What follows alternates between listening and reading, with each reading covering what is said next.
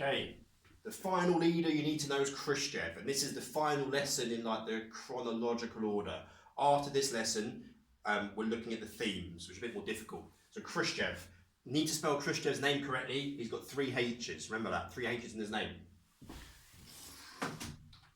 Okay, there he is. A very Russian personality, very Russian. That's like loud and outgoing. That's quite a Russian personality. Like a super extrovert, like the most extroverted person you can get, really.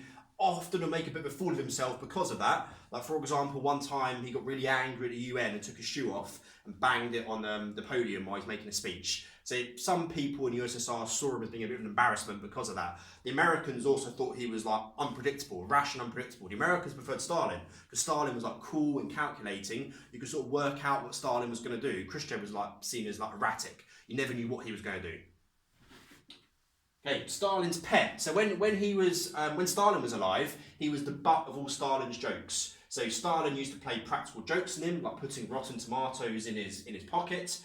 He'd been the military governor of Ukraine in World War II and became the leader of the USSR in 1955. So Stalin dies in 53. So a bit like when Lenin dies, after Lenin dies, there was 5 years of group rule. When Stalin dies, it's the same. It's only 2 years. We'll see that later. Okay, de-Stalinisation, these are his policies. The first thing he does is like chilling out the USSR, because the USSR is a pretty hardcore place to live. And that process is called de-Stalinisation. He ended the cult personality, which had been associated with Lenin and Stalin. Like, you know, for example, Stalingrad, a city named after Stalin. Also, Lenin and Stalin's bodies, when they died, were embalmed, which means they don't rot, and they're put on public display. So you can still see Lenin's body today. Stalin's body was put on public display, but Khrushchev, after 2 years, Khrushchev had to put basically buried in quicklime, so it dissolves. The gulags were shut down, the prison camps were shut down.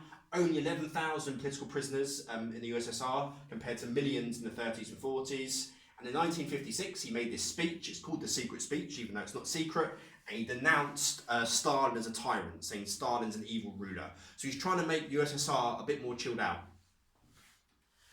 So under Khrushchev, censorship was relaxed, and you had 65,000 books published a year under Khrushchev, so you could write more and publish more. He tried to make the USSR a better place to live, so you have a 7-hour working day, abortion was legalised. In 1960, for the first time ever, over half the Russians lived in cities.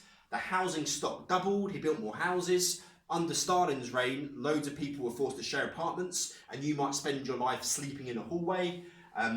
Communal living was abandoned. And these are the flats Khrushchev built, and they're like quite popular in Russia. People, even today, because they're starting to be demolished now, and people have got like a romantic view of them, because it's where they sort of grew up and their grandparents grew up, and they're known affectionately as Khrushchevkas, which is like Khrushchev's houses, and that's what they look like. And you have loads and loads and loads of houses. The majority of the flats in the former USSR, so Russia, Ukraine, Georgia, Kazakhstan, look like that. And they're all right. They're pretty small inside, but they're warm, they're decent, it's okay. And there's some more of them. And there's some more of them, lots of them. Okay, economic reforms. 5-year plans continue, but they focus on consumer goods like clothes instead of heavy industry.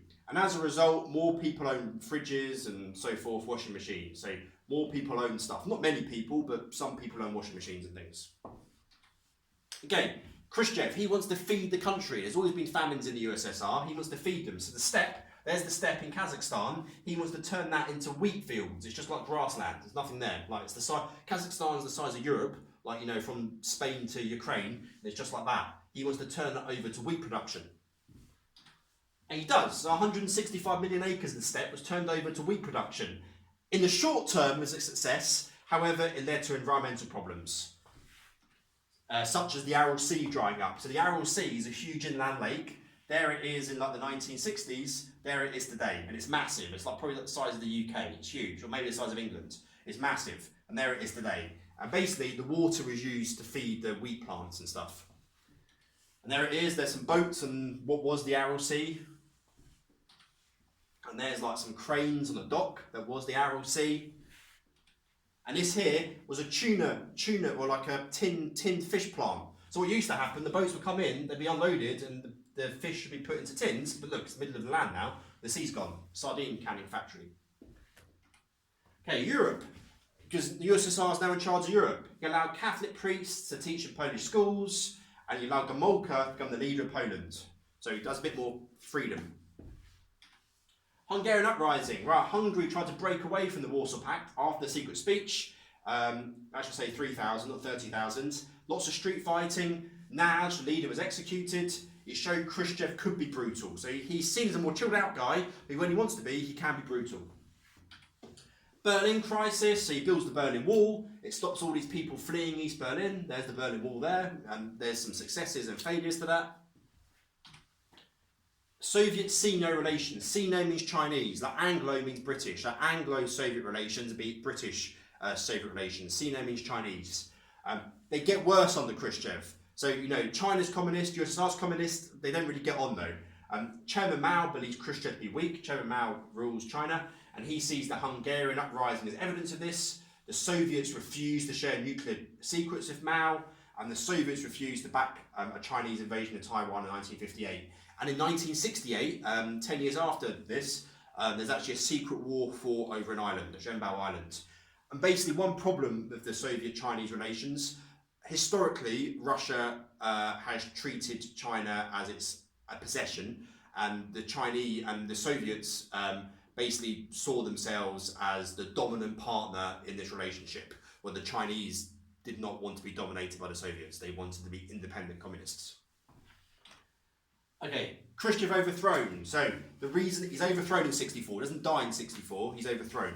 He's the only Soviet leader not to die in office. And in total there were 1, 2, 3, 6. So 1 out of 6 didn't die, only 1 in 6 didn't die in office. And he was overthrown because of these reasons. He was seen to have lost the Cuban Missile Crisis, the Virgin Land campaign failed, seen to have mishandled the Hungarian uprising, Berlin crisis, and also his personality is a bit too rash. And when he was overthrown, he wasn't put in prison, he was retired, so he had a decent life. He died in 1971, I think, and he had a pretty nice life for the last years of his life. And he saw the fact he was overthrown as his greatest achievement. He created a system where it's possible to get rid of a leader in a peaceful way.